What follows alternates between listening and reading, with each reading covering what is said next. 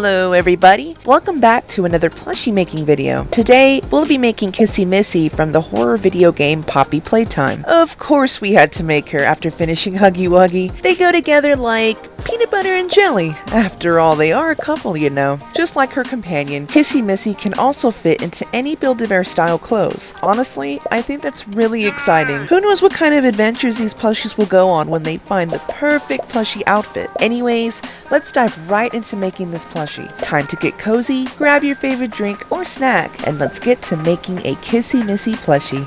Similar to how we made Huggy Wuggy, I'm going to start by transferring my pattern pieces to the yellow minky fabric. Also, yes, these are the same patterns that I used to make Huggy. Kissy Missy is essentially just a pink version of Huggy. Anyways, once I have the fabric transferred, I cut out the pieces and start pinning them together so that later I can run them through the sewing machine. I start by pinning the hands and feet before moving to the pink minky fabric where I repeat the same steps. Lots of transferring fabric, cutting, and pinning. All that fun stuff. As I pin together a lot of the pink pieces, I can definitely start to see Kissy's shape come to life. Okie dokie, now it's time to move on to machine stitching these pieces. I begin to take the yellow and pink pieces of Kissy and glide them through the sewing machine. This is definitely one of my favorite parts of the plushie making process because we start to see more and more of the plushie being brought to life. Sewing has always brought me a lot of comfort, especially knowing I get to make my own plushies. Once I've got the majority of the pieces sewn together, I take Kissy's arms and legs and pin them to the torso pieces. Personally, I like to hand stitch the limbs onto the torso. I'm able to be a lot more precise this way, rather if I ran them under the sewing machine.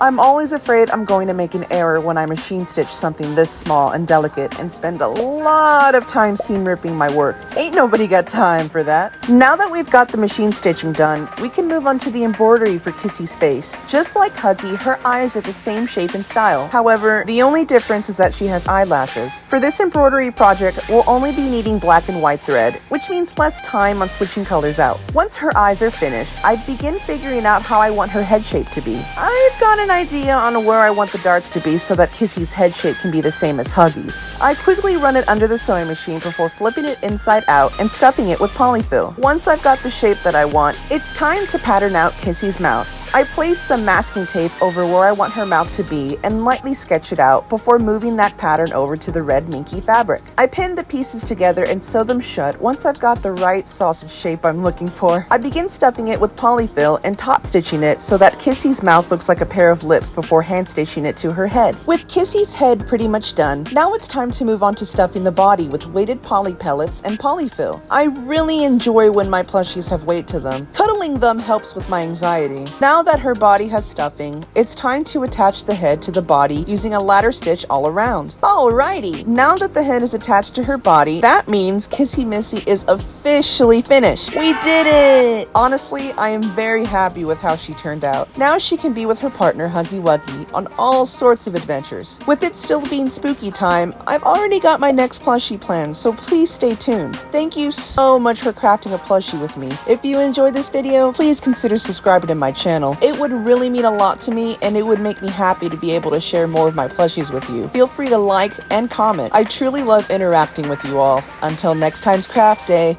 bye!